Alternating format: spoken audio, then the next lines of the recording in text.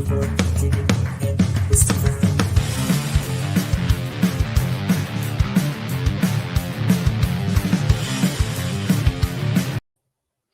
All right, and good afternoon, Superkickin with Steven fans. Your favorite host right here, Steven A1181, the Greg One over there, giving you all the lowdown on this week's Raw, where we, saw Kofi Kingston, I think, pull off quite the upset with the help of Drew McIntyre. We saw some SmackDown stuff with the return of Aleister Black, which is going to be interesting to kind of talk up.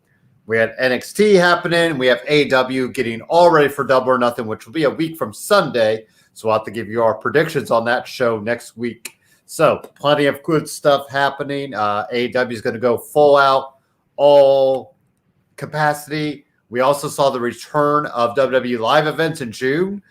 July 16th will be the first one, Friday Night SmackDown. Then I'm guessing that Money in the Bank will be live as well. So that'll be interesting to see once crowds get back, if some of the energy gets back that we think we've been missing. But I think as we get closer to that, we'll give a little awards to who we think was the pandemic heroes, I guess we could call it. But 25 city tour ready to kick off there in July, I believe right before AEW is going live. So go figure, we got a little competition there. But good to see that all happening. We did get a quick little NXT news that some people were like, go. I think we'll just start right there real quick, Greg. I think the name we both thought was very surprising was Velveteen Dream. I'm not that surprised with all the allegations behind the scenes. It sounds like he was texting with younger women. Well, not even women, girls, like 16-year-olds. And I mean, he's lost all of his momentum anyway. It just felt like I thought he should have won the title against Adam Cole in that parking lot thing, that parking lot brawl. I thought that would have been the time. And once he lost that, I just think the writing was on the wall that either he was just going to lose a lot or just not be used, and he hasn't been used. So they also got rid of Alexander Wolf, which I thought was interesting because we were kind of talking about how Imperium seemed to be a little, power interest there. But obviously he got beat down, and that's why they got rid of him. And then also Jessamine Duke, who I thought was interesting because she's part of BRE with Shayna Baszler, Dakota Kai, and Mia Yim on up, down, down. So I don't know how that will go for her there. So everybody else I don't think was big names. But Greg, have your thoughts on NXT releasing – well, sorry, I did forget about the referee, who is quite the right-wing extremist. It sounds like he believes in what he's doing, but he's just got some conspiracy theories out there. And it kind of sucks because he's a native Hoosier. So, I just kind of ignored him because he's just way out there, it seems like, on the right wing, which I do not go on that side, as you could tell, as I'm talking right now. But, Drake Wirtz no longer working with WWE. I don't see him going anywhere. I don't know where he'll end up, but I do wonder what Velveteen Dream, if he does end up anywhere. I don't know if Alexander Wolf might just go back to, Europe and just kind of do what he can there. And then, like I said, Jessamine Duke, I was kind of surprised just because the 4 horsewomen aspect and all that. So have at it, Greg. Any thoughts on NXT releases? Yeah, surprised and disappointed by Velveteen Dream. And I'll be the first one to tell you that I'm not a fan of the androgynous characters. The Gold Dust back in the day, and the Adrian Adonis, and back to WCW, going back to Gorgeous Jimmy Garvin. All the guys tried to play up the whole, Adrian Street, tried to do the whole androgynous kind of more feminine characters, and it always came off false, and it wasn't believable. It wasn't until Velveteen Dream came along that, okay, that's what I'm talking about right there. If you're going to do an androgynous character, that's how to do the androgynous character. He could kick ass, and he just played up his whole effeminate side in a way that made sense. I was a fan of his, especially after the Say My Name series with Aleister Black in NXT. That was the simplest storyline, but the best storyline I've seen out of NXT. I definitely put it in my top 5. It was one of my top 5 programs to watch on NXT to this day. It was so good and so simple. Him trying to get Aleister Black to say his name, being kind of petty and childish, and all the shenanigans he pulled until they had their match, epic match, and then at the end of it, Aleister takes it off and says his name, and that's the way it should be done if you do it. And he was so good. The entrances were so amazing. And up every takeover, you look forward to seeing what was he going to do next. You had the thing where he came out as Hollywood Hogan. You had the thing where he came out as like the Statue of Liberty and things like that. He just did it so well. He was so great at it. And he had a huge momentum going with him for quite a while. Then anyway, got injured, and I guess after that's when he started going off the rails. But so much potential with the guy, and I was looking forward to seeing him do big things, big things. He's so young. It's so disappointing because I think he was one of the few NXT guys who really carry over well to the main roster. And if his entrances were huge on the NXT level, how big could they be on the main roster when he gets into a good feud? So I'm disappointed that he didn't realize how great a position he was in and capitalize on that. And so now he's gone, and his character was so original and good. What's he going to do next? How he's going to reinvent himself instead of trying to go to another company and do a watered down version of Velveteen Dream. So, and this, I saw him as, I saw an NXT house show as Patrick Clark. So even before he made the transition. So, I'm curious to see what he's going to do next, but I'm really disappointed in him. And his, the whole backstage shenanigans with, like you're saying, the underage girls and things like that. That stuff doesn't fly in a company like WWE. They're publicly traded. You can't be doing stuff like that. And so it's just left shaking my head at that. But after hearing why, they had no recourse but to let him go. So I hope he recovers from it. It can take it as a lesson, be better for it, and succeed somewhere else. But selfishly, on my perspective, I'm disappointed I don't get to see Velveteen Dream do it bigger on a bigger scale with WWE, because he was on the right track. Alexander Wolf, I've said it before, I liked him better when he was in Sanity. He made more sense there than in Imperium.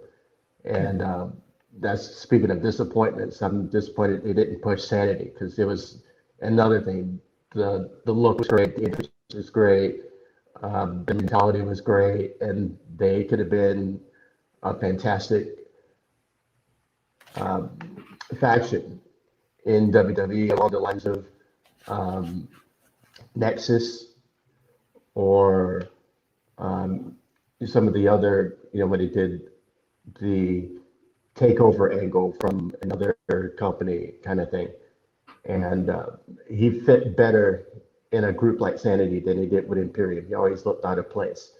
So I get it. And so it's, fitting the way they wrote him off, getting the beat down because, he took the L, and he didn't contribute much to the show anyway. So, and the ref is a ref. You can go out on the street and put a ref shirt on somebody and be good. So I, much about the ref, but yeah, Velveteen Dream is the biggest disappointment of that group. Especially when you consider like John Cena was vouching for him, like not, publicly, but publicly on social media. It seemed like everybody was behind them. Like you said, really that earlier period of him. And I thought he put a good statement in that first North American ladder match, I think it was, where it seemed like everybody right there was like right on that cusp. But I don't know. Like I think the pandemic hurt him a lot just because, his entrance is so fitting for the crowd and he played up the crowd. And then it's interesting you brought up the Patrick Clark aspect because to think he started tough enough and I believe got booted off like towards the end. And they said, you got to find something. And he, like you said, he did. I don't know where he's going to go next. Like, does AEW try to do something with him? Does he just go back to the indies and almost, I feel like he's going to start at the bottom. Look at like Big Cass. He got himself right. And now he's starting to make a name for himself, in the southern states, like in Georgia. And I wouldn't be surprised if WWE comes calling to him, in the next year or so. But I don't know. Like you said, he's young. I think he's 25 maybe or just at 20, 24, 25. Yeah. So he's got time because most guys don't hit their peak to 30, 35, even 40 nowadays. Look at AJ Styles. It's R-Truth, AJ Styles, Edge, Christian. Edge is 50. Christian 40 something. Like he can, he's still got some rope, but I think he's got to clean himself up personally, and just get a, like you said, he had the biggest opportunity, and he squandered it. Even without crowds, most guys and girls try to step it up. I don't know if he really did. So who knows if mentally he was even there, right? So I think he's the one that kind of. It will be interesting to see if he just pops back up on the indie scene somehow down the road. But honestly, I don't think we'll hear much of him, Yeah. I think he could be a big fish in a small pond, someplace like Impact. Because, their top guy is Rich Swann. He's already better than Rich Swann. And like I said, those matches he had in NXT were great matches. All of his feuds, when they got to the payoff, they were always fantastic matches. So the guy is a super athlete. He's awesome. And it would make sense for him to go away for a few months, get his head right, get his legal issues settled, and then work his way back. Go with a small organization, do Impact, do ROH, do maybe like an MLW, be a big fish in a small pond because they know who he is. The fans know who he is, but he's going to have to work his way back, earn his respect, and get his mojo back. And then I'm sure the door will be open for him down the road if he shows he can get his act together and keep his skills sharp. Yeah, and that's probably the biggest thing, like you said, just getting right mentally, because it did seem like I thought, like I said, the parking lot brawl, I thought he was starting to really find that magic he had, and then that just kind of just went away. So, we'll see what happens. And like you said, Alexander Wolf is a name. Eric Young is in Impact, so you could see maybe him trying to vouch for him there. And now Eric Young is out for a little bit, so who knows? But they did just bring in Big Cass in Impact, so maybe you could get another big guy like Alexander Wolf down there. So who knows? We'll see. And but yeah, that's kind of the thing. And like we said, live events coming back for WWE is huge, especially if you get Money in the Bank is the big one that I think people love to be a part of. The crowd, the anticipation of who's going to get it, especially if we said this year, I feel like you've got to go with somebody who's like right on the cusp. And like I've seen a lot of people tweet who you actually want to be champion. It's feel like we've had so many failed cash-ins lately. It's got to get that magic back of this guy could be your, should be your champion next. So I'm really going to be interested to see, it feels like you got to do it big. Yes, you had WrestleMania, but now this is like leading into going back on the road. So I feel like you want that Money in the Bank to really hit hard and then build into SummerSlam. If you kind of hit a single with Money in the Bank, then yeah, you got SummerSlam next, but I feel like you wanted to just, hit it hard running and really show what the crowd can do and what you want to. So get into Raw. We had Bobby Lashley talking up an open challenge. Drew McIntyre, of course, answers it, but MVP never got to get through the rest of his speech where he said, anyone but Drew McIntyre. So, of course, I am going to assume we're seeing Drew McIntyre, Bobby Lashley, Hell in a Cell, in the Cell. I think that's going to be a fantastic match. And then I want to see what Drew McIntyre does after that. So do you kind of see that going too, Greg? Yeah, that's what it looks like. When he come out and anybody but you, it sounds very familiar. We've said it before. But it's the fitting final blow off to this rivalry. They have a great Hell in a Cell match. They've done a good job with the long-term storytelling on this one. It's carried on for quite a while. It's succeeded in establishing Lashley as the monster heel, the fitting top guy, and this is going to be where he finally puts his flag into the earth and go, this is my company, and takes over as the face of Raw from Drew McIntyre. So yeah, I think I'm looking forward to it from that aspect. That I think we finally are, cashed out on Drew Lashley matches, and it's time to give them both something new to do. But this is a great way to send them both on their way. Definitely.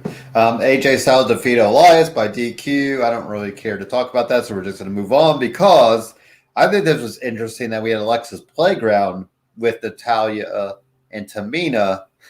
And there are people saying we could see Alexa and Lily, that's right, Lily, the doll, win the tag team titles. I'm going to be all for it. I don't care at this point. I just think it'd be hilarious to see how they would pull that off. I mean, you could have Nikki Cross be Lily. I mean, we've already seen Alexa Bliss and Nikki Cross anyway, so it would be full circle where Nikki was trying to get Alexa, to be the Alexa of old.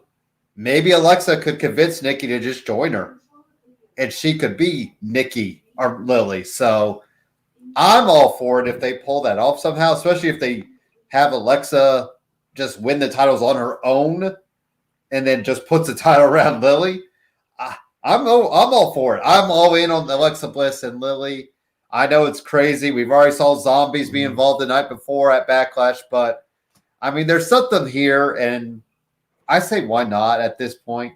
I mean, the women's tag team titles, we've kind of lost their luster anyway. So it's like, until you can find that team, I think that, like we said, Riot Squad. I mean, come on. And you broke up the Iconics for no reason. But anyways, I feel like if we just pass them around a little bit, it's fine. And, maybe Nikki Cross being Lily could be something to see. So what do you think, Greg? Do you see Alexa Bliss getting the tag team titles off of Natalya and Tamina? No, that's not what I was kind of gleaning from it. I think she's just kind of trying to get into the heads of all the whole locker room and just kind of, kind of like the Fiend did, just kind of give everybody something to look over their shoulder about. And while she's figuring out who she's going to target, because the week before it looks like she did some kind of voodoo and Shayna Baszler's legs start, twisting in different directions or something. But next week they was the titles. Now she's had Natty and Tamina on the show, and let's see what's going to happen to them next week. Maybe it's kind of using their superpowers on them somehow, and it's bad luck or stuff like that. But there's some type of psychological thing going on. I don't think we're going to see an in-ring thing going on for another little while still. Um, is I think they're going to keep playing with the whole, she's, kind of like the female fiend for a little while until she actually pops up in the ring somewhere. So I don't see them getting the tag team titles. It just doesn't make sense to me. But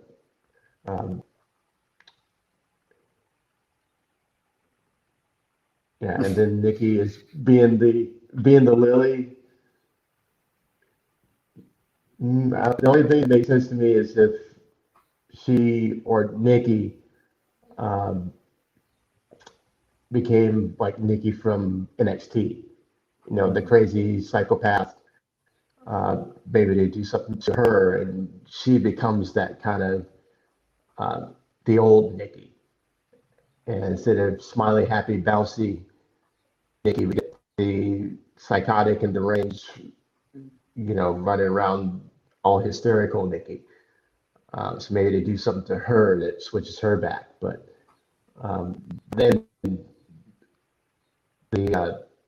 them two get the championships would make sense. But I don't see them making Nikki the default Lily. Mm-hmm.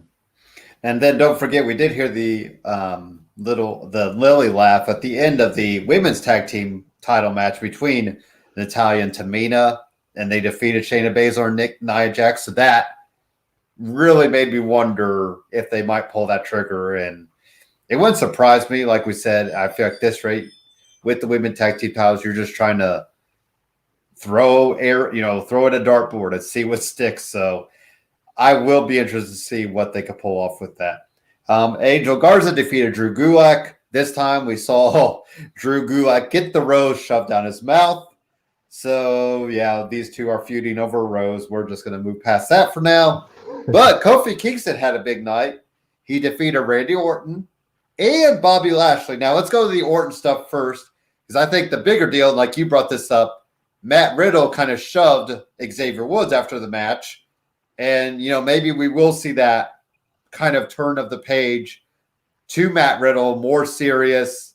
Maybe he kind of takes what Randy Orton is about, and, then they take out New Day in a way. So I'm sure you love that little aspect. It wasn't much, but it showed that, we could maybe turn Riddle serious. It's, maybe ease up on the comedic stuff. So, any thoughts on Kofi Kingston and Randy Orton first, Greg? Yeah, great match. And those two never failed to deliver. It was a great match. You didn't expect Kofi to get a win, even though he's got all the credentials to suggest that he would. But just the way they've been playing things out, with New Day getting smashed by AJ and Almost on a regular basis, and they don't really seem to have any momentum going on their side. But as it is, New Day are Teflon, so they could lose 20 matches in a row and people would still pop for every time they come out. So it was nice first to have that great match between those two, and then have, even though there was a little distraction in there, have Kofi get him with the win. But it all served for the greater purpose of, giving Riddle more edge. And I've been trumping on that for a while, is that I want to see serious Riddle come out more often.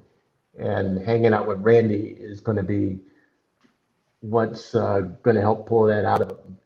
Every time he looks over at him and after saying something goofy, and Randy's just kind of staring at him without saying anything, and he's going, okay, I need to get a little more serious. And week after week, that's going to start sinking in more, and we're going to get a slow turn from him being, goofy cartoon Riddle to being more kind of a Randy light. And, this going to be better for him because he's a great competitor. And as being more serious, he's going to be a lot better. It's going to do a lot more for his stock. It's going to make it seem more legitimate. And I think the ultimate payoff is eventually he gets to the level of, seriousness that Randy has, and then he turns on Randy. And then, you had an instant maybe double turn right there by turning on Randy. So yeah, I was going to say, we just put on the tag team titles on AJ and Omos, but do Randy Orton and Riddle need to win those to kind of sync together? But like you said, if it's Riddle just taking out Orton, I think that would be the better way. Maybe saying he's the new legend killer, something like that. Those lines. I mean, I think that would be the best service of him. I was thinking like the ultimate payoffs to tag team titles, but they're better suited as singles guys. Orton is like Teflon too. I mean, Orton can lose a ton and be in a title match, and we think he's probably going to win it. It doesn't matter what title it is. So I do like your idea of, maybe full circle. Riddle's the one who ultimately turns heel, kind of keeps what he is about him, but has just the meaner edge, the mean streak and all that, and just takes out Orton. I mean, Orton has definitely earned, we talk about pandemic heroes. I mean, Randy Orton's one of those. I mean, he definitely, and I think, it's funny to think like, it's like he finally gets it. and I always say Orton's going to be the guy that when he's finally done, everybody will come out of the woodwork saying, "Oh, well, I always loved the guy." That they kind of, poop on him and like they just say he's so robotic. But, when he gets in the Hall of Fame and all that, like you're going to have everybody come into, run into saying, "Oh, well, I always knew how good he was." And, we've been singing his praises for the time we've been doing this. And I feel like the last couple years, I mean, the stuff with Edge, I know people are like, well, why is Edge working? Well, Edge need to work with somebody he's comfortable with coming back from, a 9-year or whatever absence it was. Like, you're not going to put Edge in, somebody he doesn't know how they work. I mean, that would just, I know Edge is good, but I want Edge to be safe. So it's like, that made sense. So yeah, I think Orton is the guy that is always going to be that right under the greats in a way, but he's really found it. So yeah, that's a whole nother conversation. We already talked about Natalya and Tamina defeated Nia Jax, Shayna Baszler. The Lily laugh at the end really gives me pause to think what that means, and if they do somehow get Alexa in that tag. I guess we'll see next week if Alexa ends up with Natalya and Tamina and taking them out, voodooing them somehow. That will be interesting to see. Ricochet's back in a way. He did lose to Sheamus, but good for Ricochet to see him. Little bit different look for him, a little more, tougher edge. I thought he looked a lot better. What do you think about Ricochet popping back up in the United States Championship? Well, United States Open Challenge, not for the title against Sheamus, Greg. Are you a fan of Ricochet? Oh, yeah. I love Ricochet. One of the best athletes on the roster. And I was disappointed after he came up from NXT that, he got a tiny push and then he became, just another enhancement guy. After the excitement of seeing him throw 630s around kind of wore off, they were done with it. And it's been disappointing to see how he's been wasted because he is a super talent. I love watching the guy. His matches are always great when he's not getting squashed in 2 minutes. And so I like it that they've given him some time off. I mean, his last angle was the whole thing with Ali and Retribution.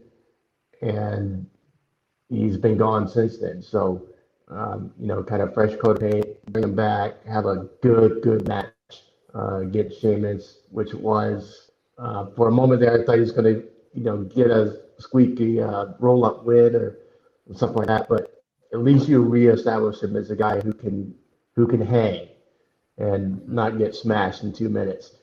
And so it's a match that deserves a rematch. And so I wouldn't be surprised to see another Sheamus Ricochet match, and maybe this time Ricochet pulls it out with, a small package or, one of those. Like a fluky type win. Right. Yeah. Or maybe gets a count out win or something like that, but he gets a win and, keeps him in the mix. So I thought it was great to see him back. And, this time don't squander. The guy's too good for that. I could definitely see him with, secondary title, U.S. championship or something like that. And, add to the star power, because I think the WWE universe is behind it too. Mm-hmm. And it does feel like a lot of people, and I know your Lucha Underground days, you probably saw him as Prince Puma, and that was his big character down there. So I still need to get caught up on those and see like how he kind of became Prince Puma, and now he's Ricochet. But what do you think of the Lucha so far? I enjoy it. It's definitely a different type of storytelling. There's just a different cinema quality to it. It's gritty and all that. So I'm definitely gonna just watch a couple episodes every weekend, and keep getting into it as I make my way through whatever wrestling I can find to watch when I'm not wrestling. We're not watching wrestling 5 days a week now with every night of the week, and now I think even Dynamite will be next Friday because of the playoffs. So yeah, we got all kinds, and of course we forgot the news that AEW is adding Rampage on Friday nights, starting in August. So we're going to have so much wrestling to watch. It's not even going to be funny anymore. But anyways, so yes, I need to keep adding to my queue of extra, throwing it on the weekend, just kind of sitting back and relaxing on a nice Saturday when there's nothing much going on. My Pacers are not in the playoffs, so I have no reason to watch the playoffs now. So yeah, but yeah. I'm a Phoenix Suns fan, so it's a good time. Number one for me right now. Top seed. That's right. We got the Lakers coming up Sunday, so what better way to start our championship run than dethroning the hated rivals and the current champs. Is that 1-8 then, or is that 2-7? It's 2-7. They lost the 1 seed to Utah by 1 game. Jazz. Okay, the Jazz. Okay, yeah. I couldn't remember if they were the top seed. Okay, because we have then who's playing? Who is the 8th seed? Did we figure that out yet? 8th seed is going to end up being Memphis. They beat Golden State last night. That's right. They beat last night. Okay, yeah. Ja Morant put on a show, I heard. Okay. That shows how much I paid attention after the Pacers lost. And we could talk about their season because that would be its own podcast after this year. But anyways, yeah, a lot of work to do, it sounds like. But anyways, I want the old days of the 90s, but we're never going to see that again. So Asuka defeated Cruella de Vil in a match. I mean, sorry, that was Charlotte with a little distraction from Rhea Ripley. So just we keep saying these three women are all going to intermingle, I think, for the next couple months. And not much to say there because I just want to move on to Damian Priest. There you go. I got to bring that up. Sorry about that. I was going to bring that up. But, we kind of just keep going back to it, and we're circling back to, yes, Asuka, Charlotte, Rhea. You might as well just get used to seeing the three of them interact with each other until Becky comes back. I mean, I just don't know. There's no other women like it. We keep saying it and saying it like you got to build up other women. I don't care if you give Mandy Rose a title shot at this rate because you just got to get some other women involved in there. Push off Charlotte and Rhea to one side and let them go at it. And then Asuka, unfortunately, I don't know if she'll get left out because it does feel like the bigger deal is Charlotte and Rhea. It's Asuka's kind of the side piece right now, but she's getting the win over Charlotte and she got the win last time over Charlotte. So, but Damian Priest defeated John Morrison in a non-zombie match this time. So let's just have it, Greg. What did you think about the zombies being involved the night before? Because everybody had their thoughts on it. I personally said, you know what? I didn't care. I mean, it wrote off The Miz, who unfortunately has a real injury. I believe he tore his ACL or something like that, or he had some real knee injury. So they had to write him off. It sucks because The Miz has been injury-free for his career. I think he's never missed any big length of time. So just a crazy thing to think, how strong how comfortable and safe the Miz has been. But we saw Damian Priest win, and like we keep saying, now move on. Like Damian Priest, put him in the Money in the Bank briefcase match, like something. We got to give him that next level. But Greg, go at it. Zombies in a lumberjack match.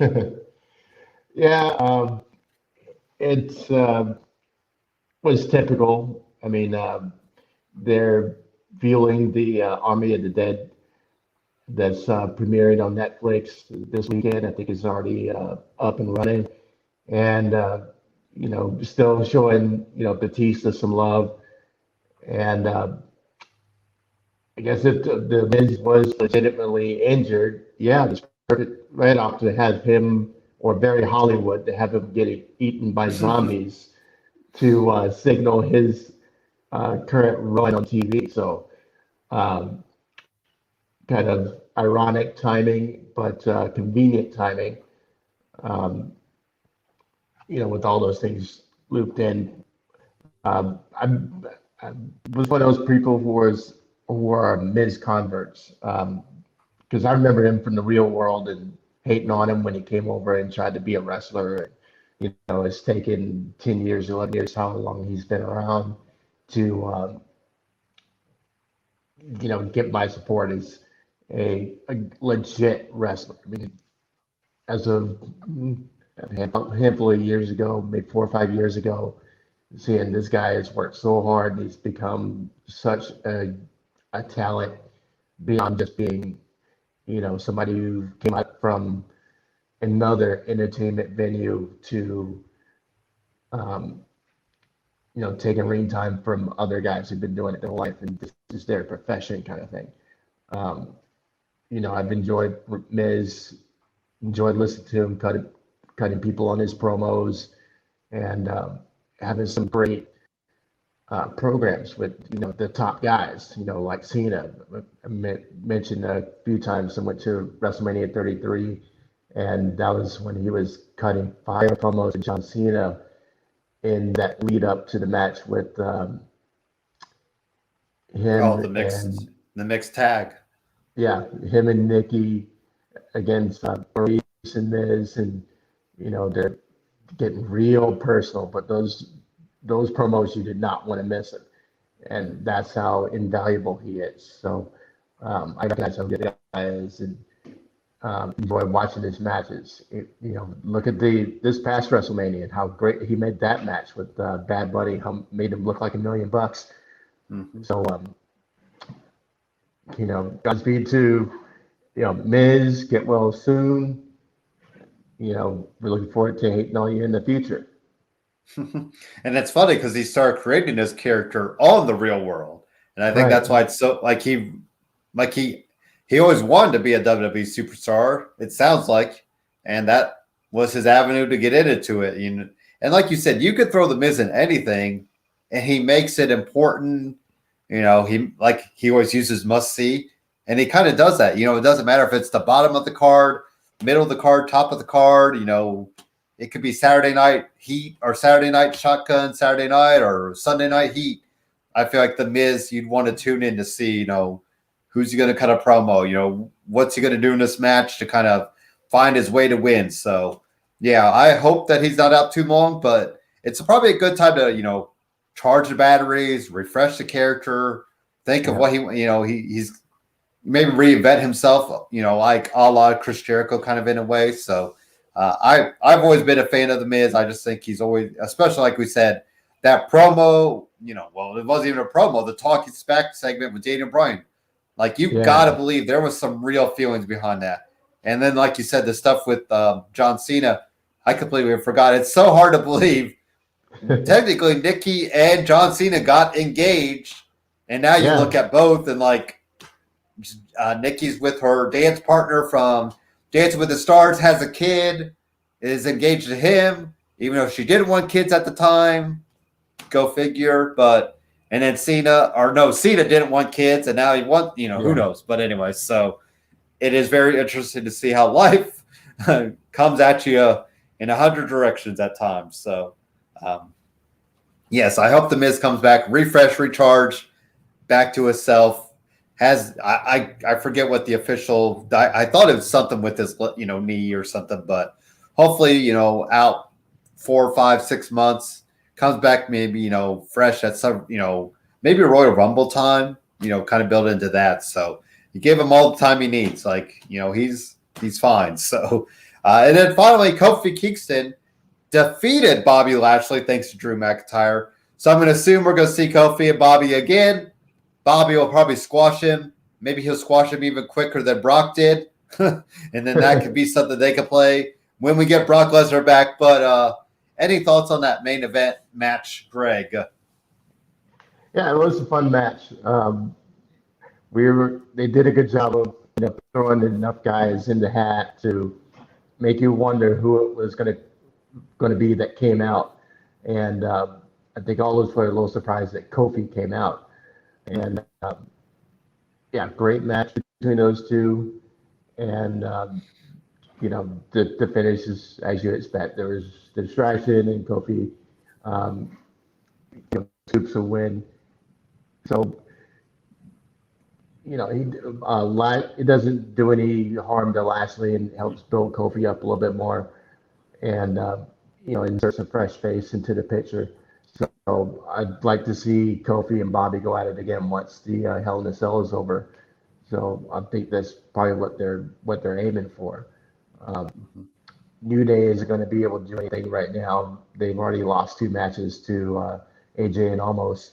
So it's time to find something else to do with those two. So we throw Kofi into the championship picture, and we find something else to do with Xavier. So it's I like where they're doing with it, and maybe there'll be a call up after Hell in a Cell, and you have another name to throw in there. So I'm curious to see what the next couple weeks we're gonna give us. There we go. And that was Monday Night Raw. Let's get right into Friday Night SmackDown. We saw that last night.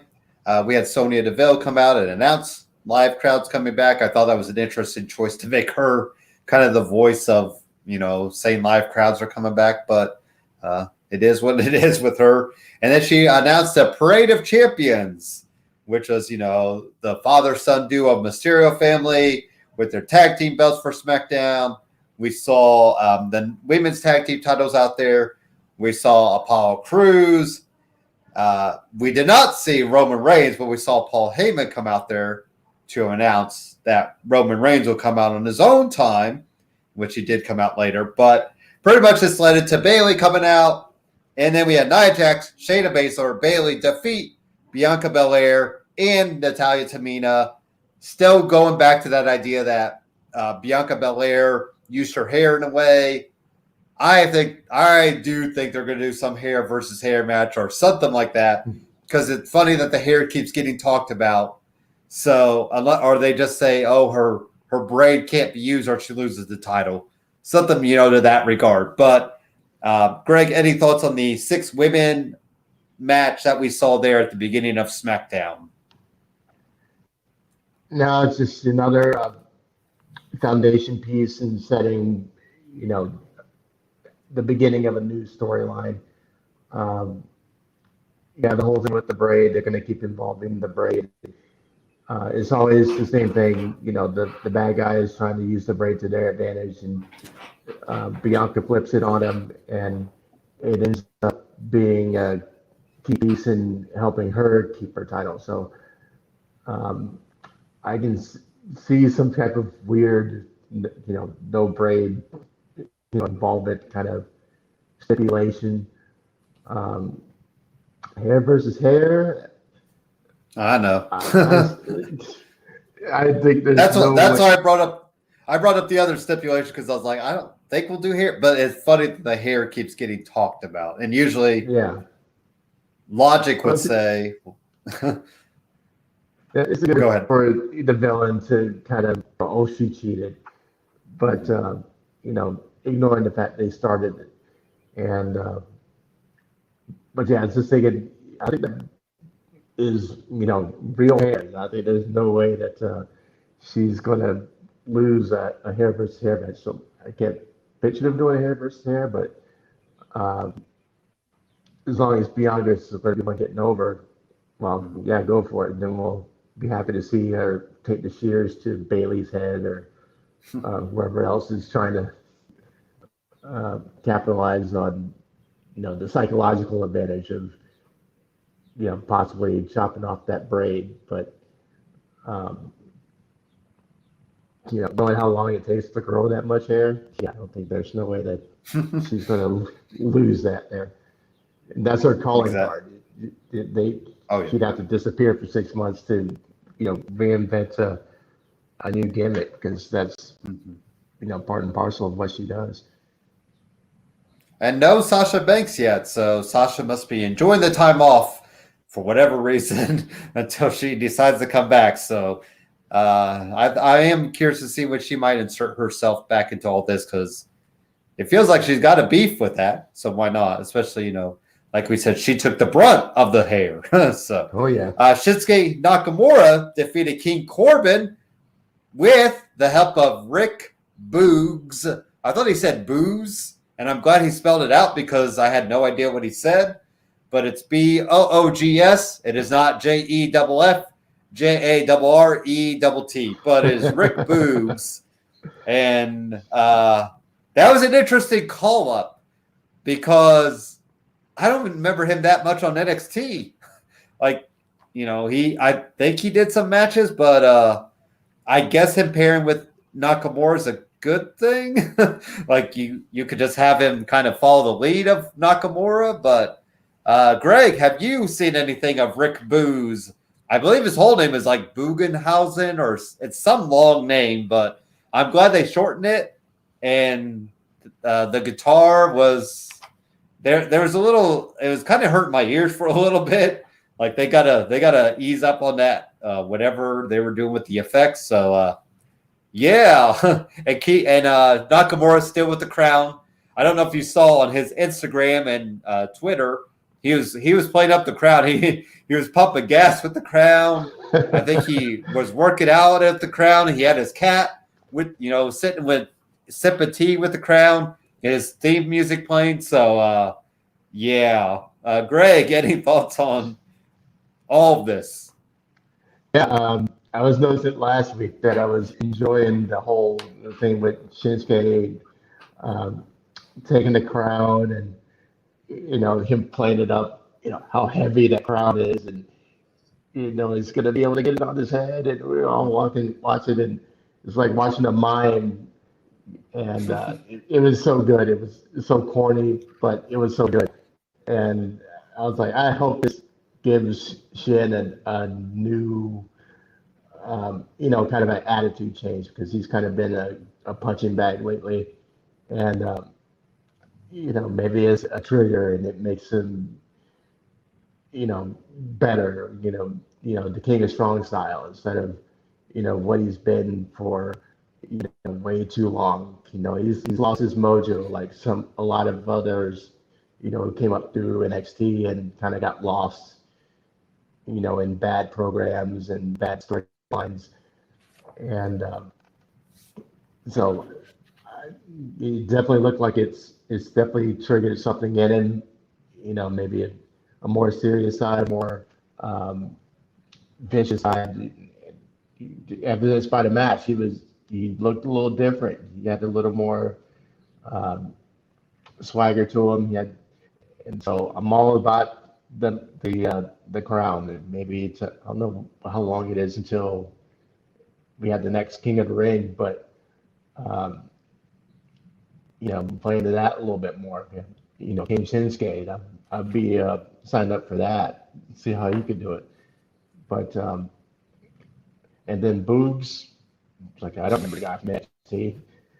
Yeah. And so, yeah, go ahead and let him be a stooge or, a distraction or whatever. But I'm curious to see how it's going to play out with those two. But if it helps get Shinsuke over, I'm all for it, because I always liked Shinsuke from that first match I saw him debut with Sami Zayn. And talk about 5-star matches. That was a 5-star match. And if I get more of that out of him, sign me up. Well, that was I always harken back to that, and I think, was the bar after that set so high?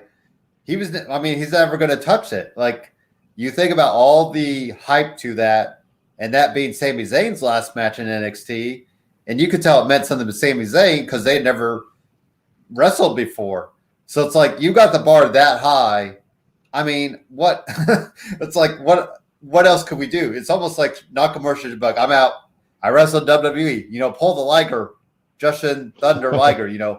I did my one match with Tyler Breeze. See ya. Like, put me in the Hall of Fame next year. But yeah, Nakamura, it does feel like he's one of those guys kind of like, I feel like he can coast, but when he's interested, it's even better. It's kind of like the Orton phase, where if Orton's not interested, well then, yeah, he's going to coast. It's still going to be okay because it's Orton. Orton could, wrestle a mop and probably make it interesting. But Nakamura, you do see, like I said, the Twitter feed with him, pumping gas, wearing it. It'd be even better if he just creates his own crown somehow. Like if Corbin gets his back, and then you just have Nakamura come out with like some bigger one. There is some video of him from New Japan when he has this it's like up here. See, it's not even I'm literally off camera because how big his crown was, but just making his own, like calling himself the unofficial King of the Ring or something like that. Xavier Woods has vouched for him being the King of the Ring on Twitter a lot. So I think that would be fun. But yeah, we need a good old school King of the Ring, just like we said, almost a Money in the Bank feel to it, guys going out there and proving themselves. Roman Reigns came out there, speaking of King of the Rings, and talking about his Universal title. And, he wanted his cousin because Jimmy Uso is still doing his own thing in a way. And Cesaro came out. Cesaro wants a rematch because obviously he deserves it. But that brought up Seth Rollins, who took a pretty big – it looked like he hit Cesaro at some point pretty legit because there was a nice little red mark. And Cesaro even tweeted out today, I have a headache because he took a couple hard curb stomps and one even on the shoulder. I don't know if the injury is legit, but, it seemed like that was a nice little play up. I think we need to do, I think I brought it up last week, Cesaro and Seth Rollins makes the most sense in the cell now that you have all this aspect. And, Roman just being free off on Hell in a Cell because, yes, Cesaro and Roman make sense, but I feel like the bigger story is Cesaro and Seth to kind of finish that out. And then Cesaro could keep trying to challenge for the title. So, Greg, what do you think about all this? Different parts, of course. We didn't even get to Jimmy Uso's part yet because I'm going to bring that up after this next match. But yeah, Cesaro, Seth Rollins, Hell in a Cell. Are you into that, or do you think we should go Cesaro and Roman Reigns into the cell? No, I'm definitely into him getting rid of Seth first. There's more bad blood there. He did have a great match with Roman, and it ended with him, not giving up. He passed out, and it's an easy way to, reinsert yourself later down the road, when you're cutting your promo. But the most logical choice for a Hell in a Cell would definitely be Cesaro and Seth. So that's definitely what I'm going to see next. Let Seth finally be vanquished, and then he can claim the mantle and try to face Roman again. But I think another Seth and Cesaro on the cage would probably be like the show stealer of the night. I'd love to see that match again, especially inside the cell. And we haven't seen Cesaro in the Hell in a Cell match. I know we've seen Seth, but I don't believe we've seen Cesaro. So that'd be kind of cool to see what he could do in there, with that kind of aspect. So Dominic Mysterio defeated Robert Roode. Nothing there. What I want to bring up is we're getting the Street Profits and the Usos possibly, because Jimmy Uso got him and Jay a match against the Street Profits. So, Greg, is that a match that we need some build towards, or I feel like we're just kind of throwing this out there when this should be a bigger deal than what it is. It should be. I'm a huge fan of both teams. I've been down with Street Profits since I first saw them in NXT, and I sounded like Percy Watts because how Percy always championed them. I was in the same boat with him. We were both, steering that train, and I love the Street Profits, and the Usos are OGs. They're especially when they're on. It seems like kind of like the underlying theme is that when these guys have something juicy to stick their teeth into, they are at the top of their game, and the Street Profits need to be more serious too. They're leaning on the comedy a little bit too much, and less on the in ring. But I'm serious with those two would rival the New Day against the Usos, and we know how great that series of matches with those two were. So I think we could get something similar with the Street Profits and the New Day and the Usos, something along that level. Maybe not that great yet because the Street Profits are still so new to the game, but we could get a banger of a match and get a little back and forth between those two. But it should definitely be a bigger deal than more than just here's the match in next week. That there should be some build up, there should be some promos, there should be maybe a couple run-ins before they actually have their first match, because they do it right. It's a big deal. It's a huge deal, and so I want them to do this right because these guys deserve it. And the universe deserves it. We're about to get the live crowds back, and I think that's going to be a big thing. Is that once they see the pop that everybody's going to get, and how great these matches are going to go over, they're going to have no choice but to give these guys a serious string of matches to have, because one match is definitely not going to be enough. And that's why you do wonder if maybe if Roman says no, Jay, you ain't doing this, or something, keep holding it off a little bit.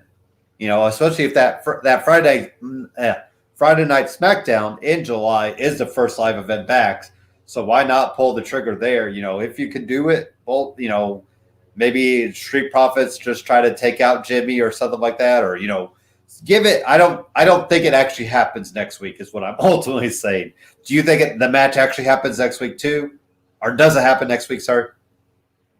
No, I don't think it does either. It's going to take more time from what it's looking like for the Usos to be a team again, because there's still too much animosity with Jay or Jimmy and Jay, all three of them, about the Usos becoming a tag team and chasing championship again. So good, that's what we want, is that let them play on that division a little bit more until we get to live crowds, and then we still have that push-pull with Jay in the middle. Are you going to be a team, or are you going to be a stooge? And, once they pull the trigger, there the Street Profits are. You have your first, kickoff as, the legit Usos. And if they're on the opposite side where Roman is, it's even better, because you have two storylines running at the same time. If they're doing their thing while Roman's doing his, not just being his yes man.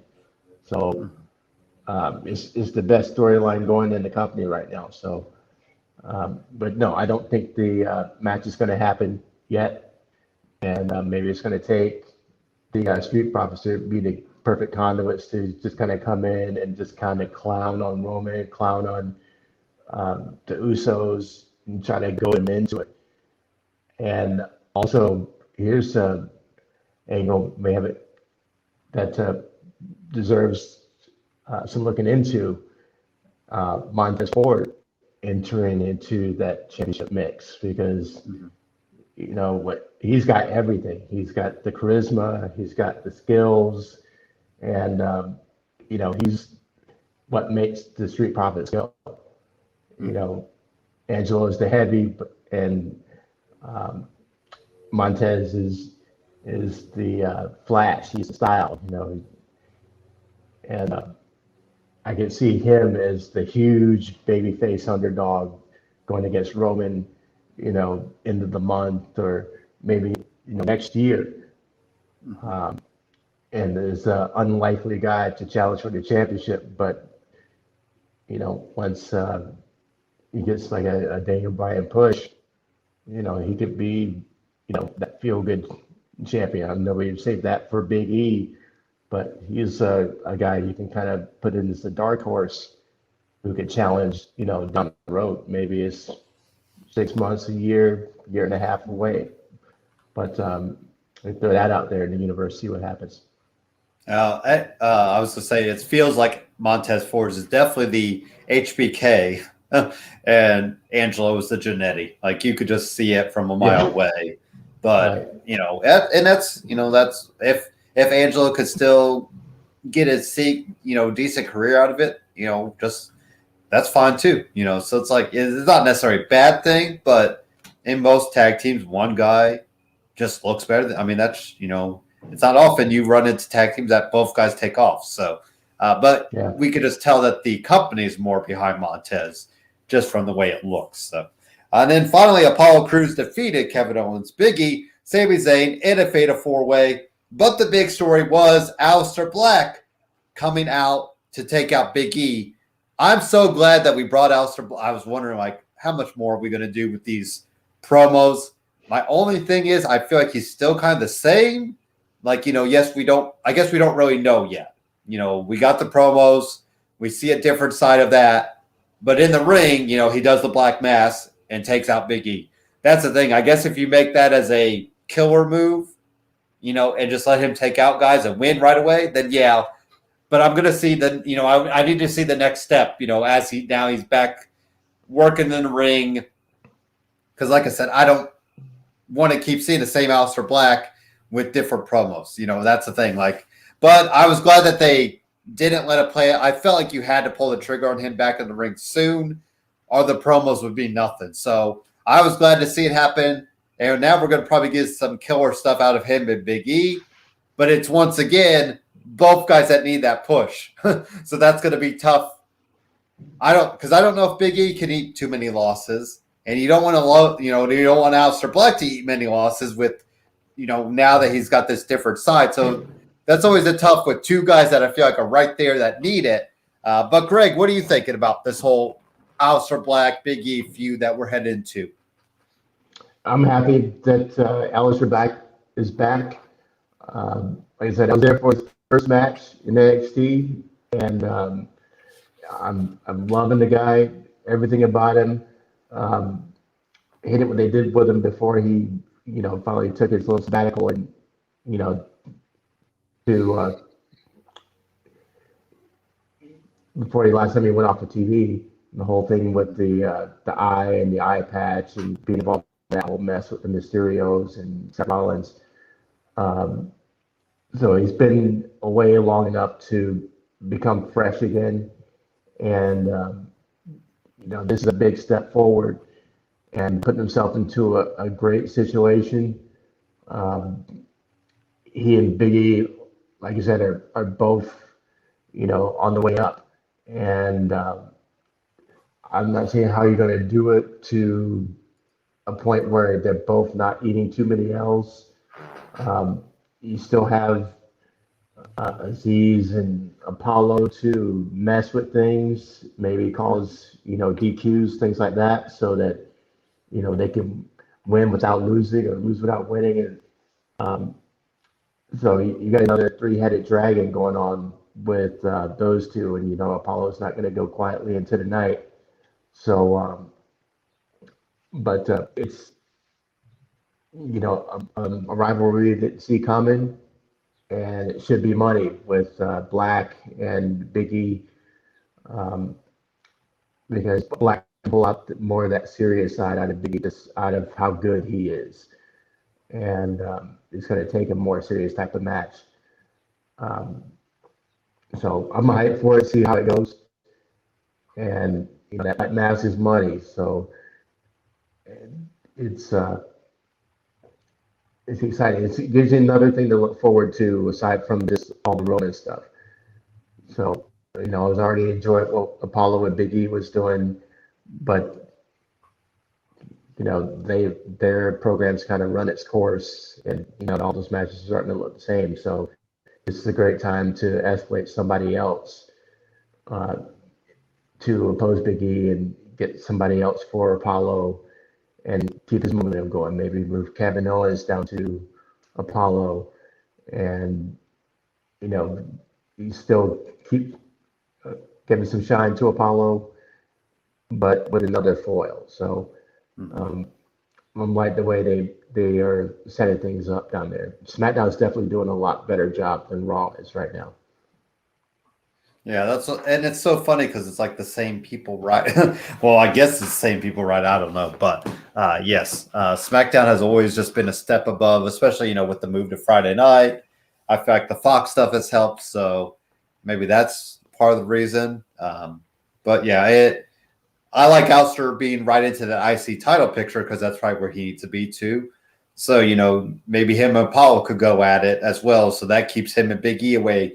Then you still got Sami Zayn and Kevin Owens in the mix. Like we said, it feels like the IC title is on that second level, like where it should be. It's not just part of the show. Like it is a reason to tune in to the show.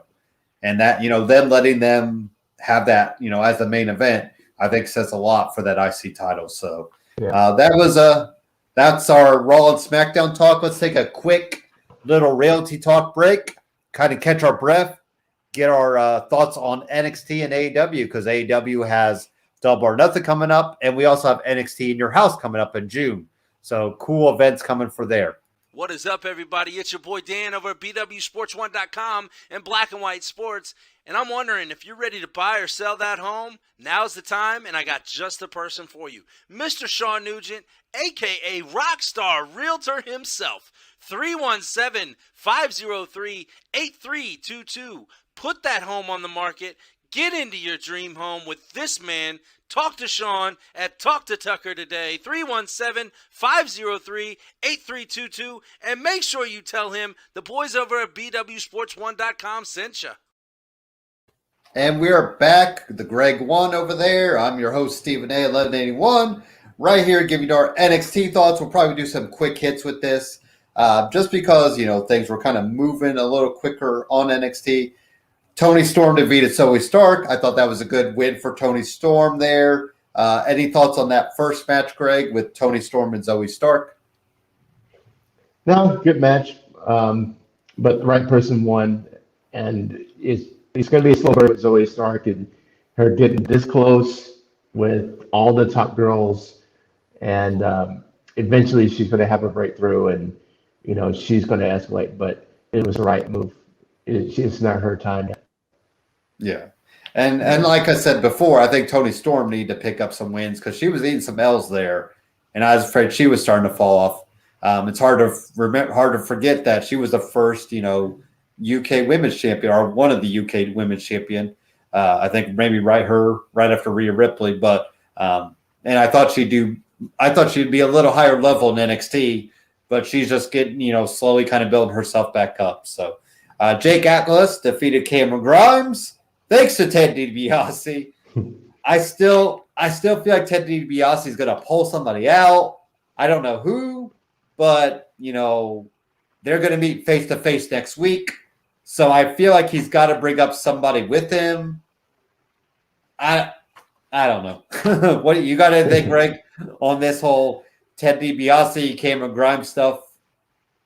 It's been fun to watch, and it's been funny. I mean, most of the comedy stuff they're trying to do kind of falls flat, but this has been actually like comic gold, and they couldn't have found two better guys to play it. So I'm enjoying it, but what you're saying makes sense. Why else would you build a comedy segment unless it's to unveil somebody? And Maybe it's his son. Maybe it's another, monster, and DiBiase is going to be kind of a heel manager, or like back in the day.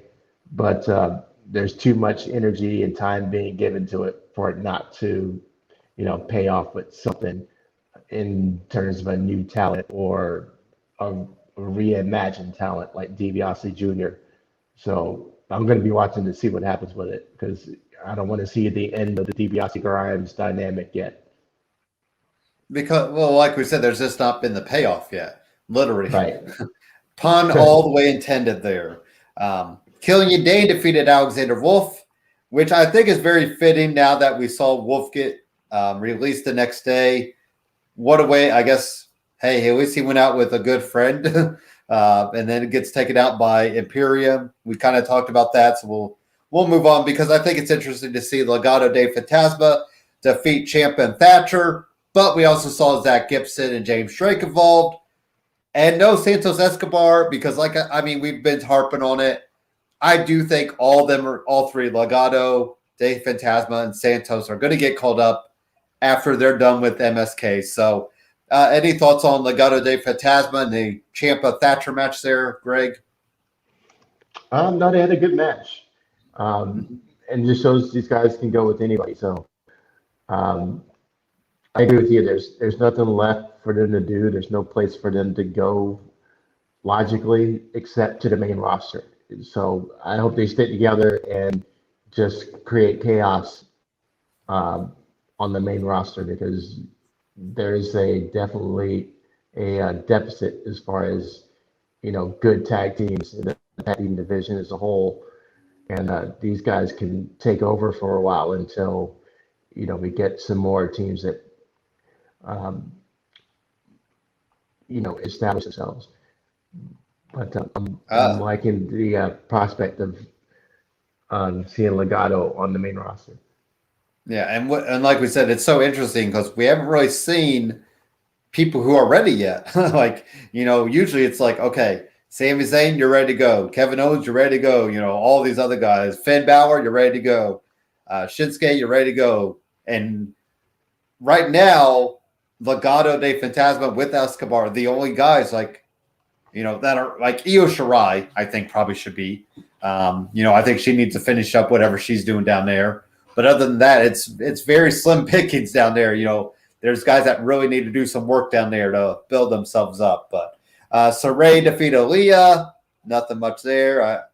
I think we got to see more from Saray. I thought, Robert Stonebrand, I don't know what he was looking like this week, but he's got to pick up some wins if he wants. His brand is faltering. So how about Hit Row? Greg, what did you think about their debut? It looked like a good eclectic group of people, and they each kind of do their own thing. I'm interested to see. I always forget the girl's name.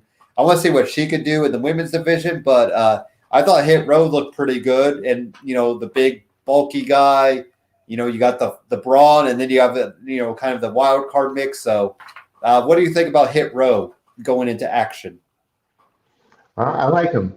They're going to be a good heel faction. Everybody looks good together. They look legit together. The promo was great. I really enjoyed that, and I'm liking Swerve's playing to his heel tendencies, and those two, or the four of them, just look like they belong together. So I'm excited to see what they can do, and they could be similar to Undisputed when they first came out. They took over for a long time. They took over for years, but they give that kind of strength to Hit Row. It's going to depend on how it's going to look when they come back in front of live audiences. But right now, I'm buying into it. They look legit, and that they can go in the ring. I think all they have is a squash right now, but they can go in the ring. You can definitely see them on that level, on the Undisputed type of level. But we need to see more out. We know how good Swerve is, but how's Top Dollar and Shanti going to do together. And so I'm going to be interested in seeing how they all gel and how they look together.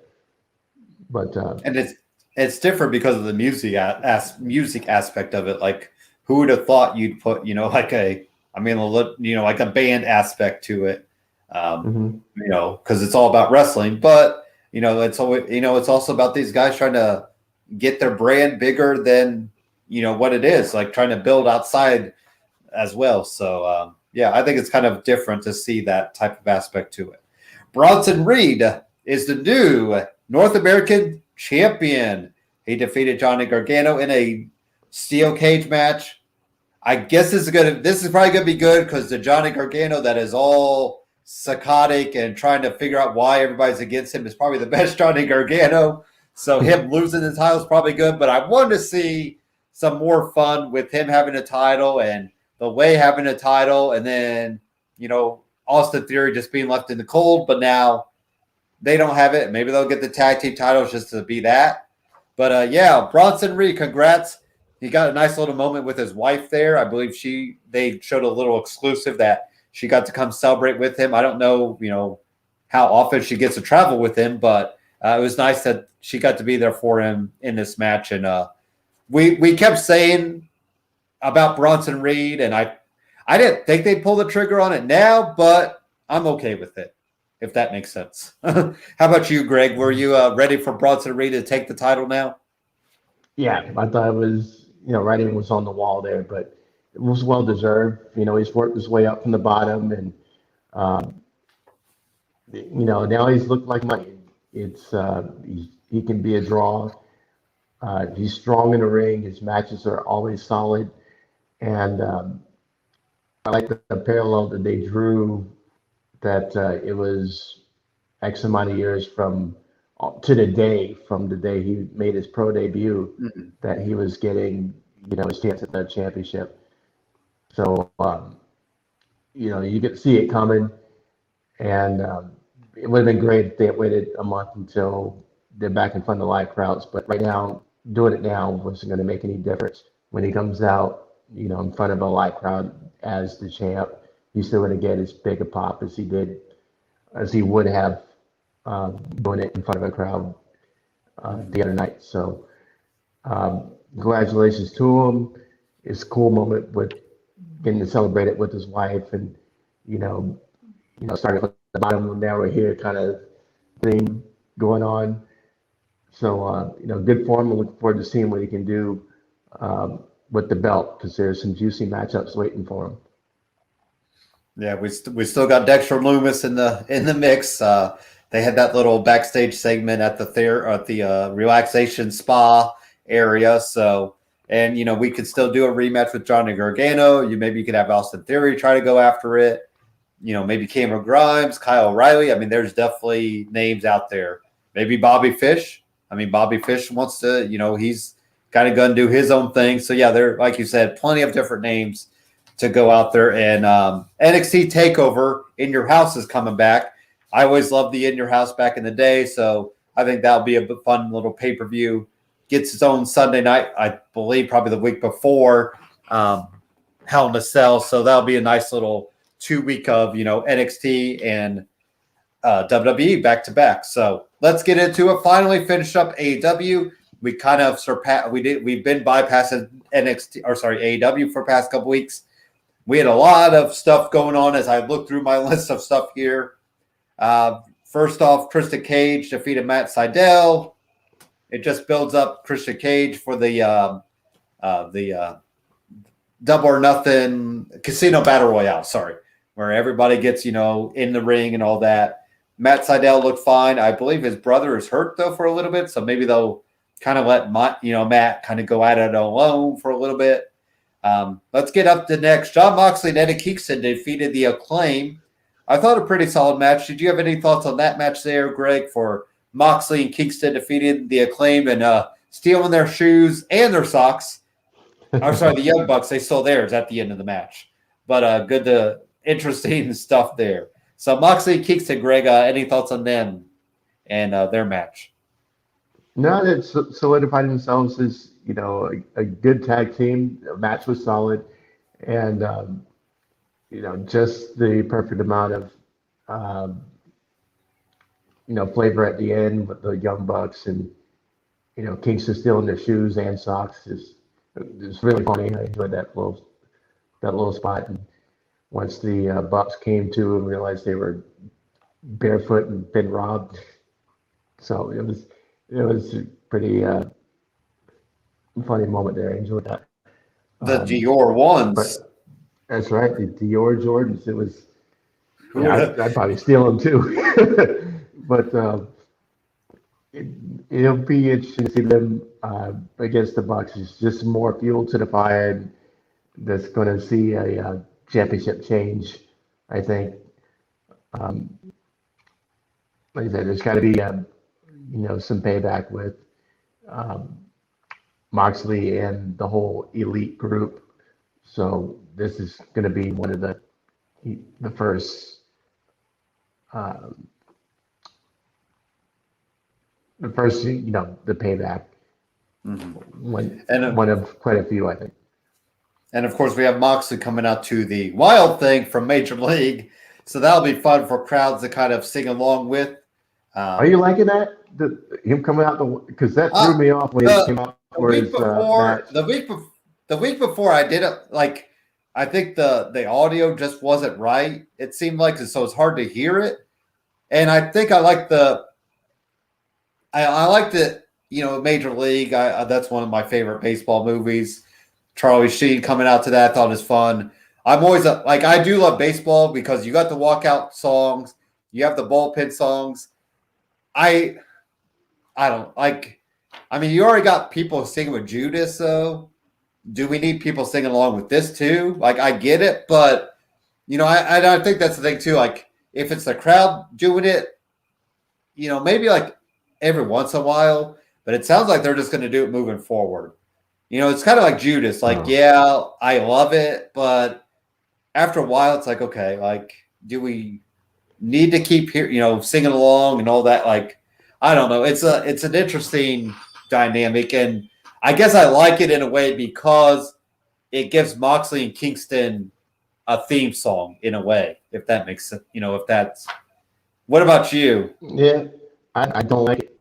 It's I get it if they're doing it with Moxley and Kingston as a tag team, but he came out with it for his singles match against the guy from Japan whose name escapes me.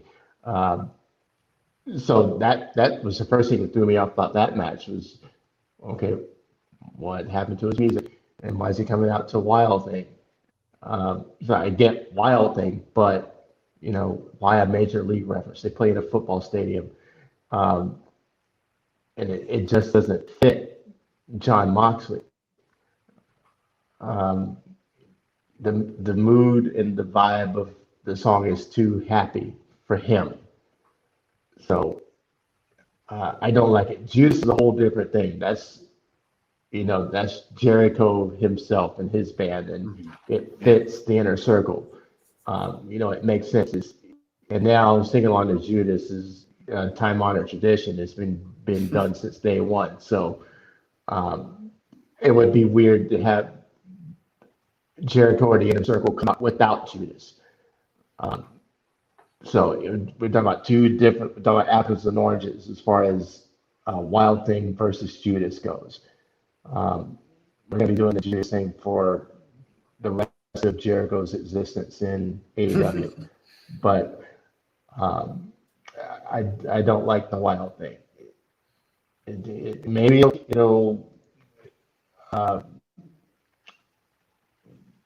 it'll get over me in time, but I don't see it. I'd rather for a John Moxley match get John Moxley music. And I feel the same way about the change for Orange Cassidy. When he does a singles match, he's coming out with that dopey best friend song instead of that cool jazzy song that he had for his when he was coming out and competing as a single. So I hope they change that back. But there's a bunch of fails with music going on right now, and not emphasized enough is another aspect that, kind of gets your guy over. Well, just That's like part of they your and whole they bought. package.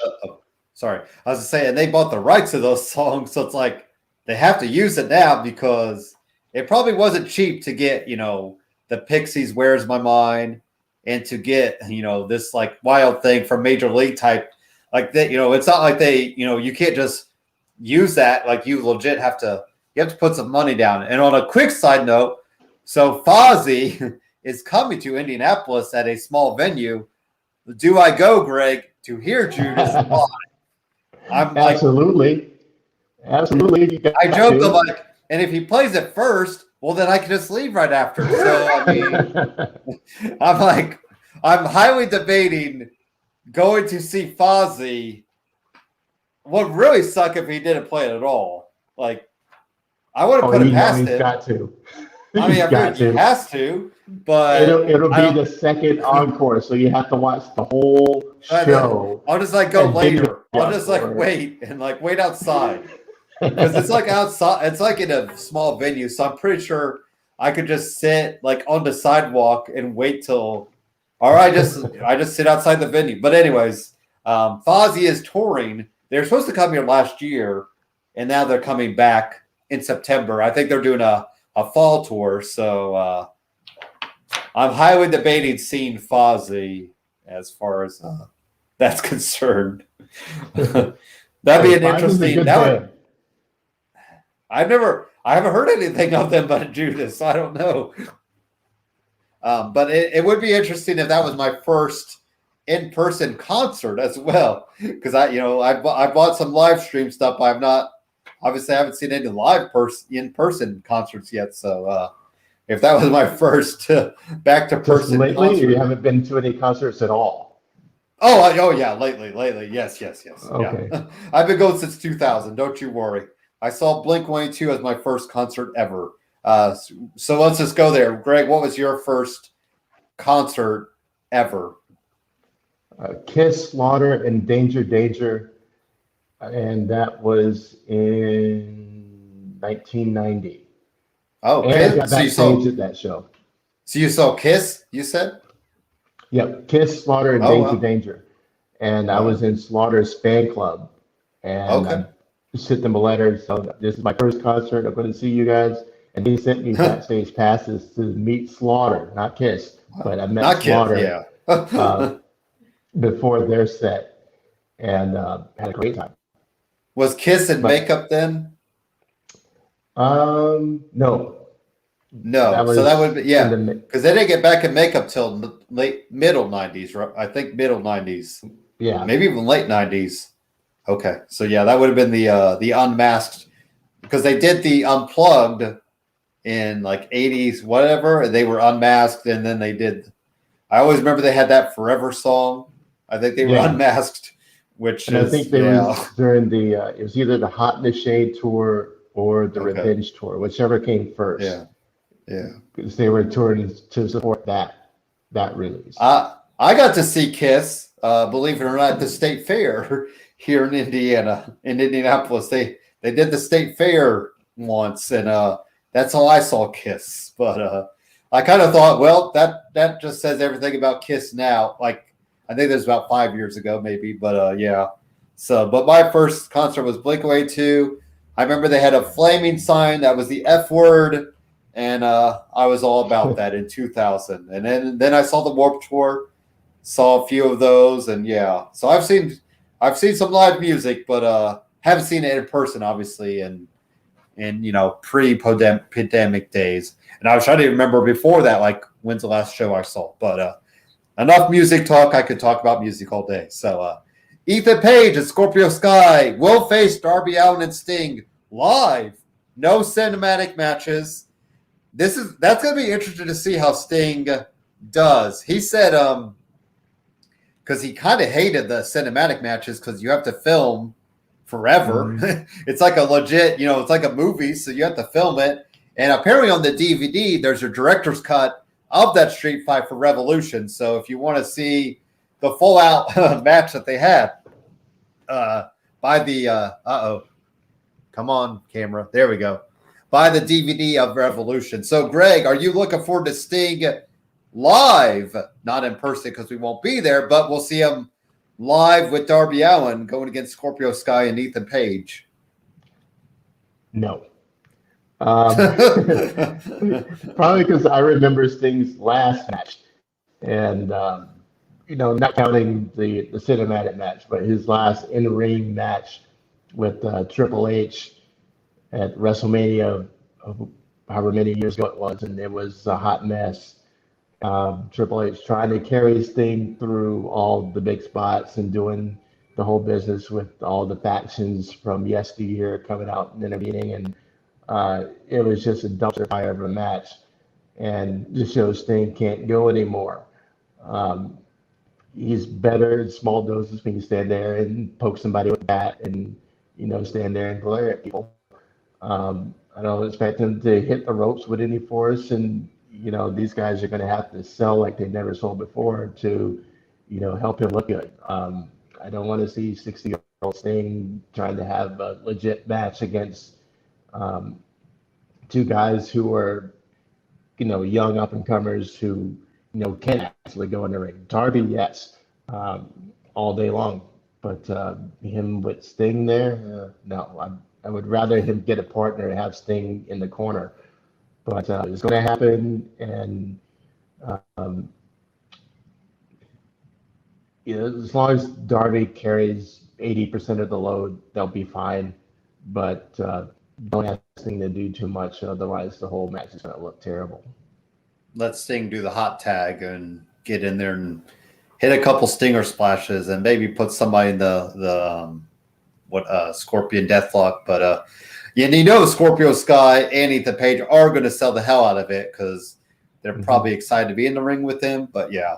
Oh, and side note, I did get to meet Darby Allin at that wrestling convention in a very short, just a quick picture. But he was himself. Like, the voice is the same and very low key, and he had the skateboard that said Ethan's name on there. So I got to do a selfie, $40 for a selfie. But it was pretty interesting just to kind of do a quick. I was kind of surprised, like there was nobody in line for him at the time, so I just kind of walked right up, paid my money, and did the picture and said hey, and did Sammy Guevara as well at the same time because they were by each other. So same thing with Sammy Guevara. I was just did a quick. Now Kane had a line probably to about the door, honestly. Okay. And Kane, but it was so funny because he had the Kane face on, and then he was in like an Under Armour t-shirt and then a pair of sweats, and I'm like I really debated getting the picture. I'm like, this isn't even Kane. Like, this is right. Glenn Jacobs with the mask on. Like, I'm like, just take off the. But anyways, so I did not get Kane. Did Britt Baker? I did do her, but would have liked to. Side note, Right. speaking of digits, at least get the digits. I put my arm around her and wanted to go lower. I will say that, but anyways, so. But Adam Cole would not want me in that. So, anyways, but yes, Britt Baker was pretty nice. Just down to earth, and it's a quick hello. So you never really get to tell, but she seemed pretty excited to be there and doing pictures with people and not masked up. So I had my mask on for most of the day, but that picture you got to take it off real quick and just get a quick picture. But so nice little. Saw Jake the Snake walk by 5 or 6 times. I don't know if he was going back and forth for whatever reason, but he was definitely going back and forth. Boogeyman was in full costume. Papa Shango was in full costume, then came back as the Godfather. Sat through a short panel that was the Headbangers, the Highlanders, if you remember that tag team from early 2000. Yeah, and JTG. So without so they kind of did a tag team panel, and it was kind of interesting because you had Attitude Era, that period between the PG era and the Attitude Era, and then you had Crime Time, essentially, representing the I wouldn't say current because I mean, heck, that's been early 2010-ish. So, So it was a cool little panel. The AEW panel was Sammy Guevara, Niall Rose, Vicky Guerrero, and Darby Allin. That had a line out to the door. I saw my cousin with his friend. They were at the door. I don't know if they got in because they could only let so many people in for the panel. They had chairs kind of spaced out and, running so many people in. But so I'm sure the AEW panel was good. I usually don't like to sit through the panel. So like I said, I feel like you could just see that on YouTube and whatnot. I mean, there was, it was kind of cool to hear the beginnings of Highlanders and Headbangers and, JTG, but and kind of the behind the scenes stuff. But other than that, I usually just like to get the maybe find like a cool art piece, which is what I did. There was a cool artist there that I found 2 pieces of art that I'll put up somewhere when I finally figure that out. But so cool little, I think next year will be the interesting year to see it because I think all restrictions will be lifted. They could probably get more AEW guys. They can get, maybe a cool event. And I think that's the thing. I did stay for the wrestling event.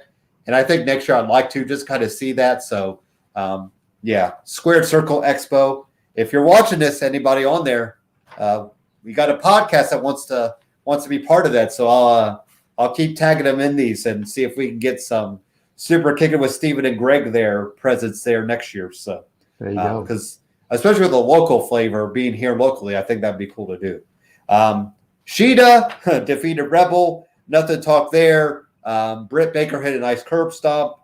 We will get Stadium Stampede back. Greg, thoughts on Stadium Stampede? I think it'll be interesting myself real quick to see more serious aspect, but still have some of the fun that was from last year. Because I thought they really set the bar high and with that. And I kind of want to rewatch last year's to kind of get a feel for what this year's could be. But I think with the Pinnacle being more serious, Inner Circle showing that serious side, I think we won't see as many spots, but I still feel like we'll get different aspects of the arena involved. So how about your own thoughts on that Stadium Stampede coming back, Greg? Yeah, I'm excited to see what's going to happen with it. I mean, unlike them doing or ripping off War Games, this is the thing that's legit Daryl that can become a tradition of theirs, like Royal Rumble or something like that. It's a concept that hasn't really been done. And, they're in the perfect place to do it and just have it become a recurring event every year. So I'm excited for it. And like I said, it is going to be more of a serious match than last year's, but considering that Matt Hardy almost died in that match, how much more serious can you get? So it's still going to be, a great match. Violent and bloody, probably more violent and bloody than last year's. And, we're all for that too. So I'm definitely looking forward to seeing it. And how cool is it? Like if you win the match, you can celebrate in the stadium. Like that's what's kind of unique, like you said about this. They have all kinds. You got Daly's Place, you have the backstage of Daly's Place, you have the whole football stadium available to you because the owner and his dad owns the stadium. So like you can legit, and there's not football happening anytime soon. So you kind of have your run of the place. So I think it'll be fun to see, another 100-yard dash like they did last year with the golf cart. Maybe the Jacksonville Jaguar mascot gets involved again. Jericho could do a Judas effect on him again, and that could be a running theme for that. So, yeah, I think it'll be fun to see. How about Jade Cargill and Mark Sterling being involved? Like, I think this could kind of work if Mark is this swarmy, snarky, bows down to her as a lawyer type deal. I'm for it. I know Jade could go on her own, but at the same time, everybody else has a manager faction deal. So why not give her him? And, he can give her matches and all this. So are you behind that idea that Mark Sterling, the famous lawyer, could be Jade's business partner in a way? Yeah, I like the pitch. But, the way he put it out there that I'm going to work for you, and instead of you being, my client, I'm going to flip it and work for you, and you're the boss, and I work for you. So it's the way he put it. It's like, oh, okay, it makes sense, and that's probably what she's thinking at the same time. But she's still got to be, the alpha, and okay, I'll think about it, get away, and so I can definitely see it working, and it could make for some good stuff. So um, it's the best pitch, and it's going to be interesting to see what those two do together, because they would be a great contrast to each other. And she maintains her role. She's the boss. She's that bitch, and she's and he's just the lowly stooge running around and making things happen behind the scenes. So um, I'm interested to see where it goes, but sign me up for it. Especially if she makes him like maybe she makes him do her hair one day, or makes him do everything, get her coffee, run this and that for her, like do everything. And I feel like it's going to be for good TV. And, it's kind of a comedic, but it's also, we know what Jay can do in the ring.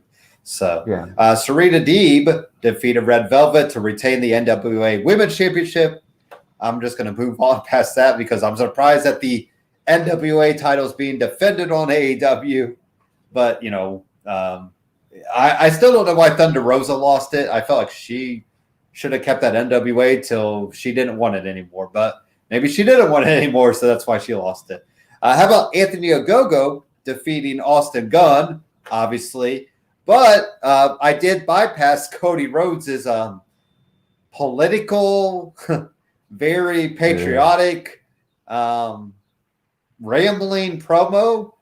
And I don't know why we're not getting a flag match, because this is just, you laid the flag over Cody, then you laid the flag over Anthony. Like, I wonder if they might just throw that out that, yes, it's going to be a flag match.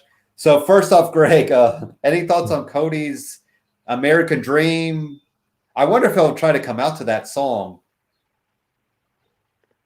Well, that one's American.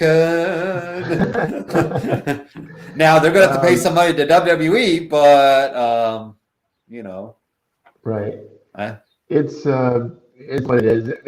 Halfway through that promo, we saw where he was going.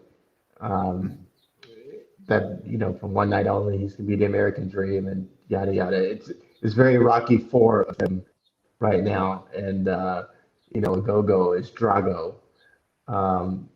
They're really selling the crap out of the little gut punch that he does with Austin spitting up blood and all the whole mess. I like Go. He has a good look. It looks like he could, do some things with the right direction. I just want to see more out of him than punches somebody in the stomach, because, that's every wrestler moves that kick, punch, body slam. He's not the biggest guy we ever seen punch somebody in the stomach. So I get it. He's an Olympic boxer, yada yada, but I wanted to see him do something with more impact than punching somebody in the stomach. So, that being said, maybe they differentiate him in the way of, everybody throws a super kick, but nobody threw a super kick like Shawn Michaels. Maybe that's what they're going for. So, the match should be good. I'm hoping that it lasts more than 3 minutes, and with Cody, I expect it to. Without all the one punch in the stomach, he's going to be coughing up blood the whole match. So I'm on the fence with this match, just because they haven't showed us anything out of Ogogo aside from, he's big, he looks good, and he can punch somebody in the stomach. So I'm going into the match with an open mind, but I'm not expecting much. So I'm leaving it to them to make me a believer in this guy. We know what Cody can do, but what can Ogogo do aside from punching somebody in the stomach? And it feels like this was probably the write-off match for Cody, because I would assume Brandy Rhodes is due pretty soon. From the baby bump picture she's been posting, like that baby should be dropping. So I wonder if Cody will take, obviously he's going to take some time off. And like you said, if you can sell the hell out of this gut punch, I mean, I guess that's a cool thing about it. At least it's a gut, it's something like Big Show had the weapon, to the face, like the weapon mass destruction. So at least the gut punch is kind of different because, you think about like, yeah, you get punched in the gut. That does sting a little bit. So it's like, but like you said, I mean, the fact that everybody's selling the hell out of it is saying something. But I'm sorry. Go ahead. No, I said Austin took one punch and he was spitting up blood. So it's, but maybe that's where they go is that, they have a great competitive match. And then after the match is over, there's foul play involved and Cody gets held up and he takes 10 punches to the gut and, carried off on a stretcher or something. And there's his write-off. So, maybe something like that happens. So, because you feel like he's going to take one at the very beginning of the match. Like, I feel like that's going to be, and then, like you said, he'll probably be blood, selling the blood for the rest of the match. But like you said, I'm curious too, because we haven't seen Anthony Ogogo go in the ring yet. I hope he's ready. I mean, that's the thing too. Like, do they think he's not ready to do more? Like, I just don't know. But then again, you're with Cody, so we'll definitely give our predictions next week and kind of more in that match. How about the Frankie Kazarian promo where he says he wants to take out all the elite? I kind of thought back to I haven't seen the movie Taken, but it made me feel like that movie Taken where he's like, I have a special set of skills and I'm going to take you all out. So are you all in on Frankie Kazarian maybe get one-on-one matches with different elite members and try to take them out? I like it. More power to him. I'm a Kazarian fan. I've been watching him since, the glory days of Impact when they actually had the star power and, were a legitimate option to WWE. I like Kazarian. He's always been, solid in the ring and really good. Technically, he can brawl. He can give you a good scientific match. So I like the gusto in calling out the elite and having a series of singles matches. There's a good place to land with him with not having Daniels around anymore. Daniels going to retire, or maybe he's just injured and he'll be back later. But they broke them up for a reason, and he's going to be another valued ally for somebody like Mox and Kingston when it comes to them taking 4-on-1 beatdowns or 4-on-2 beatdowns. Another ally in the fight. So it makes sense that he would throw his name in the mix. And you like Kazarian when he had hair, right? He had hair back in his Impact Wrestling. Did he ever win the big title down there? I can't remember if he ever won. They won the tag team titles, but I don't think he ever won the world title. Okay. I guess I was probably thinking like Robert Roode, I know won it, and James Storm. I was thinking about James Storm for a minute. So, Miro Lance Archer set for the TNT title match. This is the Miro I think we all wanted to see. So I'm looking forward to that match. I think Lance Archer, it'll be interesting to see how Miro and Lance Archer match up because you kind of got, two hosses going at it. And then finally, we did bring up that the Young Bucks and Matt and Nick Jackson defeated the Varsity Blondes with the cold spray.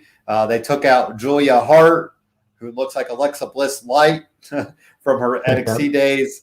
And, they were spraying it on. You had Brandon Cutler out there as the young son, kind of helping them with the cold spray. But they did lose their shoes and their socks. And so we will see officially Moxley and Kingston versus the Young Bucks for the AEW tag team titles or Double or Nothing. Double or Nothing is really looking pretty strong. What's your thoughts overall right now at Double or Nothing as it's kind of booked right now, Greg? Yeah, it's a great matches to look forward to. Stadium Sakita is going to stand on its own.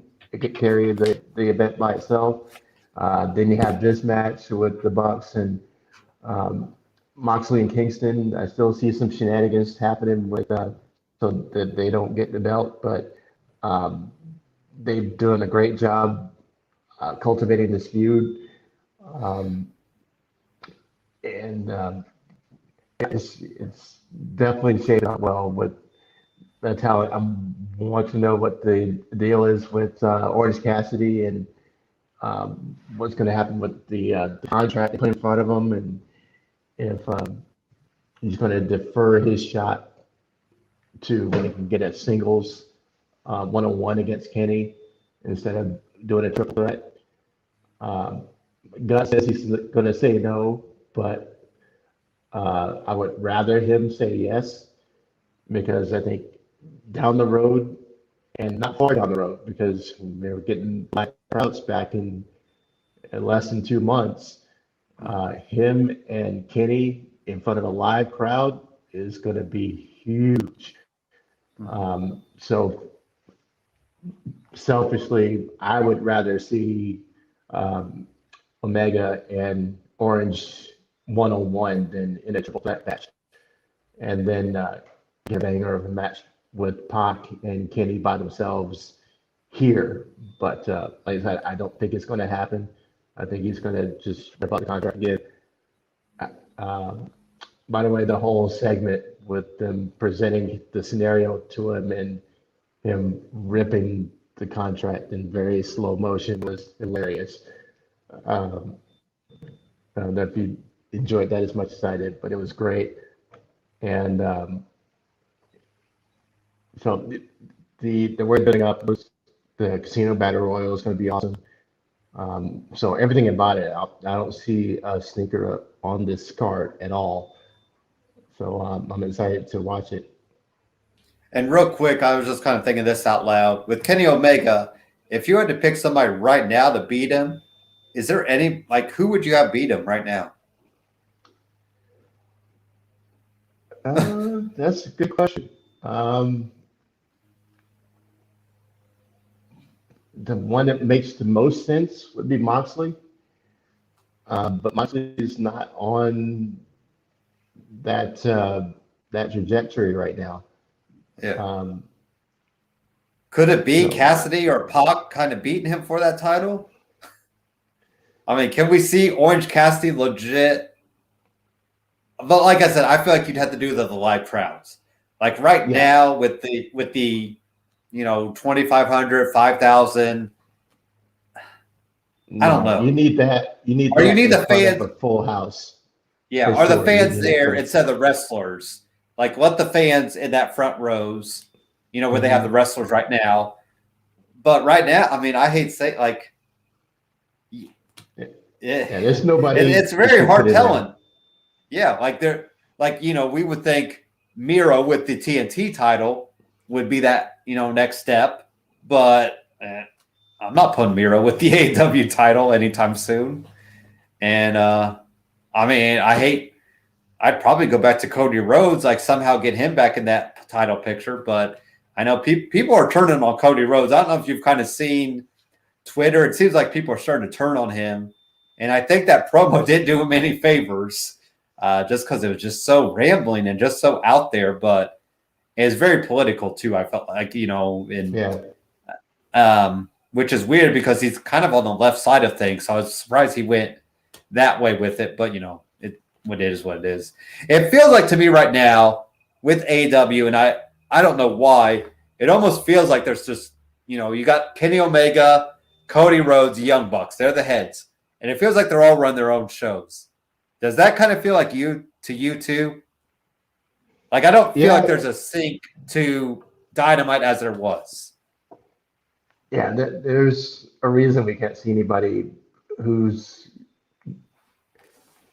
next in line. Obvious next in line, yeah. Especially with Kenny. And maybe they're doing what everybody else is doing. It's like we're a month and a half away from having our full houses back. So let's just, put it in cruise control until we get there. Right now, there's no obvious next in line to take the belt off Kenny yet, but in July, all bets are off, and I think that's where we're going to see all the good stuff. They are obviously keeping some stuff under wraps until we get those live crowds back, and they're making money again, and they're really go full speed ahead. I mean, selfishly, I almost want Hangman Page at at All In. So if you're having live crowds back at that Labor Day weekend, and let's say it's in Chicago, I mean, I feel like you have to pull the trigger on Omega losing there, because you would have a full house. Chicago, just think about Chicago and the hotbed of wrestling it is.